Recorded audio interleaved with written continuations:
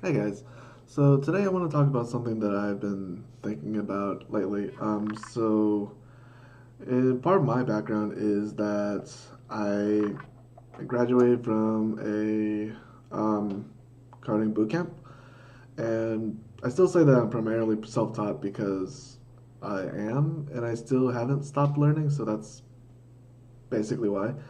But this goes for that group of people as well. It's just that when you're learning, you're so caught up in like getting your very first developer job, and I think that it's actually a good idea to be picky. So it's not, or it's okay to be picky, basically. So the thing is, in a coding bootcamp, you're encouraged to basically take the first job that you get because it's so hard to get into the industry. But there's a common trend with a lot of bootcamp alumni is that their first job they absolutely hate, and it's just because they just jumped on the job as soon as they can.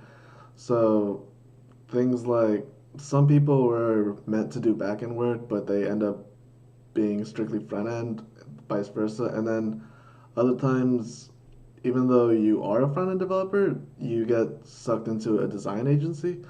So even though you've learned all these new technologies, all these front end frameworks, you're stuck doing HTML, CSS, and not even any JavaScript. You're just stuck behind a designer telling you what to do, and that honestly sucks. Like especially if you're the only developer at a shop, you just so um, basically like it's okay to be picking and knowing what you want, looking for um, a certain set of things that you're interested in, rather than just getting whatever you want.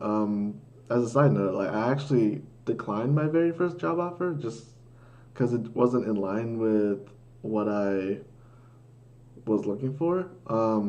So I mean, in hindsight, it's a good thing because I actually enjoy where I work now. But it's just I wanted to get this message out there, so that's a little bit of a rambling from me, but hope you guys enjoyed the video. And yeah,